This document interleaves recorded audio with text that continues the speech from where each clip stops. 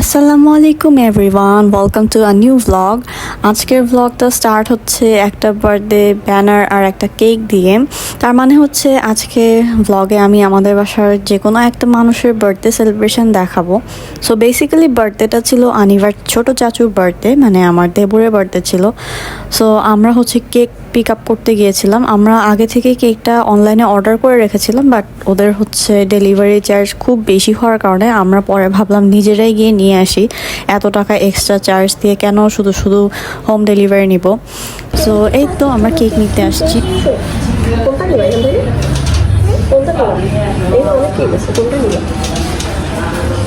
এখানে তো অনেকগুলো কেক, তুমি চাচ্ছুর জন্য কোনটা নিবে?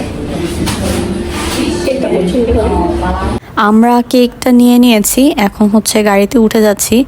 আনিভার চাচুর বার্থডে, বাট এক্সাইটমেন্ট হচ্ছে আনিভার সবচেয়ে বেশি। সে বলছে হ্যাপি বার্থডে লেখা ছাড়া কিভাবে আবার বার্থডে হয়। সো আমরা কেক নিয়ে আবার একটা বার্থডে ব্যানার কেনার জন্য আসলাম। বাসায় এসে কেকটা হচ্ছে আমি একটু করে ভিডিও করে পরে ফ্রিজে রেখে দিয়েছিলাম। এরপর শুরু হয়ে গেল আনিভাকে নিয়ে আমার কাজ। আমি হচ্ছে এটা বানাচ্ছিলাম। কার বার্থডে?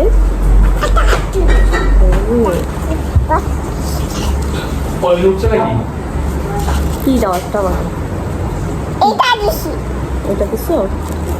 এটা না খাইবো, এটা পি,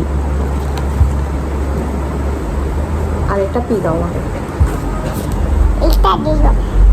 এইভাবেই হচ্ছে আনিভাকে নিয়ে আমি বার্থডে ব্যানারটা রেডি করছিলাম। আমার মেয়ে তো পুরাটাই মাশাআল্লাহ। আগে একটা করি।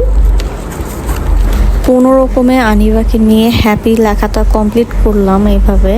আনিভা অবশ্য ডিস্টার্ব করে না, ও অনেক এক্সাইটেড সব কিছু নিয়ে। এরপর হচ্ছে আমি আর আনিভা মিলে লাগাচ্ছিলাম সব কিছু। দেন আমরা কেকটা বের করলাম কাটার জন্য আনিভার।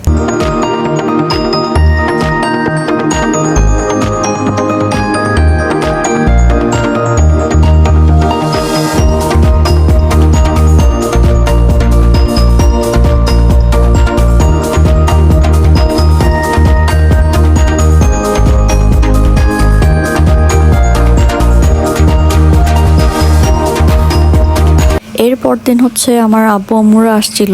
তো আনিভা হচ্ছে নানা নানিকে পেয়ে একদম কাবিল কাবিল হয়ে গেছে। পরেও হচ্ছে বললো নারী নারী সেট কিনবে। তো আম্মু বললো আমি তো মার্কেটে যেতে পারি নাই, তোমার যেমন ইচ্ছে একটা কিনে নিও। বাট সেই রাতেই হচ্ছে আনিভাকে আনিভার দাদাজি একটা নারী নারী সেট কিনে এনে দিয়েছে। নারী নারী সেট বলতে আনিভা হচ্ছে হাঁড়ি পাতিল সেটকেই বোঝায়, নাড়ানাড়ি করে রান্না করে সেটাকেই সে নারী নারী সেট বলে। এটা হচ্ছে আব্বু রাতের বেলা 10টা বাজে কিনে নিয়ে আসছে, কারণ ওই দিন হচ্ছে আনিভাকে নিয়ে আমাদের মার্কেটে যাওয়ার কথা ছিল, বাট আমাদের আর যাওয়া হয় নাই। আমি মাছ কিটা বাজি খাওয়া দাও। আচ্ছা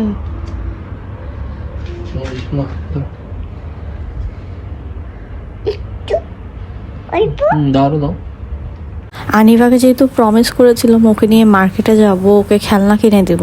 সো আনিভাকে নিয়ে হচ্ছে আমরা কোহিনুর সিটিতে গিয়েছি, ওখানে মোস্তফা মার্টে গেলাম।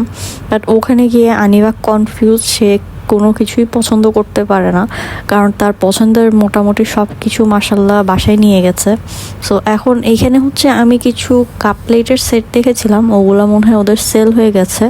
সো এইখানে আরও কিছু জিনিস দেখলাম, কিন্তু আনিভা কোনোটাই ঠিক মতো পছন্দ করতে পারছে না। আর চিটাগাংয়ে তো আসলে ভালো কোনো খেলনার দোকানও নাই, যে কয়েকটা আছে ওগুলোতেই সবসময় যাওয়া হয়। ফাইনালি হচ্ছে আনিভাকে আমরা এই জিনিসটা কিনে দিলাম। এটা হচ্ছে আনিভার পছন্দ হয়েছে। এটা একটা ওয়াশিং মেশিন আর একটা আয়রন, এগুলো হচ্ছে ব্যাটারি দিলে চলে, সাউন্ড টাউন্ড হয়, কি কি জানি হয়। তো এটা আমরা নিয়ে এটার জন্য বিল করতে এসে গেছি। তো আমরা ভেবেছিলাম খুলে চেক করে দেখবো, বাট ওদের নাকি খুলে চেক করার সিস্টেম নাই, ওদের কোনো খেলাই আসলে খোলা হয় না। সো আমরা কেনার পর হচ্ছে খুলে ওরা আমাদেরকে চেক করে দিচ্ছিল সবকিছু ঠিকঠাক আছে কিনা। আমার মেয়ের খেলনা কিনা শেষ, মাশাল্লাহ মাশাল্লাহ। তার হচ্ছে এখন শুধু খেলনা আর খেলনা। বাট খেলনা কেনার পর আমরা গেলাম হচ্ছে আনিবার জন্য টুথপেস্ট কিনতে। আমাদের দেশে বাচ্চাদের টুথপেস্টে হচ্ছে মাইক্রোপ্লাস্টিক পাওয়া গেছে, এটা জানার পর তো আমরা সব মানে ভয়ে শেষ। সো আনিবার জন্য টুথপেস্ট কিনলাম, সাথে একটা হচ্ছে টুথব্রাশও কিনলাম। সো কোলগেটের এই টুথপেস্টটা কিনলাম, এটা দেখলাম লিস্টে ছিল না। আমরা আনিভাকে আগে কোডমও ইউজ করাতাম। বাসায় আসার পর তো ম্যাডাম হচ্ছে তার খেলনা বের করার জন্য অস্থির হয়ে গেছে। সো ওইটা হচ্ছে আমি ওকে বের করে দিচ্ছিলাম। আসলে এখন বাচ্চাদের লাইফ হয়ে গেছে ঘরের মধ্যে বন্দি জীবন। যদিও আশেপাশে অনেক মানুষজনই থাকে, তারপরও এখন মানুষের লাইফ একা হয়ে গেছে। বাচ্চাদেরকে আসলে এসব খেলনা টেলনা এসব কিনে দিয়েই তাদেরকে আসলে বিজি রাখতে হয়। আমাদের ছোটবেলা কত সুন্দর ছিল, আমি চিন্তা করি কত বন্ধু ছিল, বাইরে খেলতাম। এখন আসলে সেফও না কোনো কিছু, তাই হচ্ছে কয়েকদিন পর পর বাচ্চাকে নতুন নতুন খেলনা কিনে দিই। যেহেতু ছোট বাচ্চা, যে কোনো জিনিসই তার কিছুদিন পরেই হচ্ছে পুরান হয়ে যায়, সে সেম জিনিস দিয়ে আর খেলতে চায় না, এটা স্বাভাবিক। তো আমি কি করি, কিছু জিনিস লুকিয়ে রাখি, ওগুলো পরে আবার বের করে দেই, মাঝে মাঝে কিছু নতুন কিনে দিই।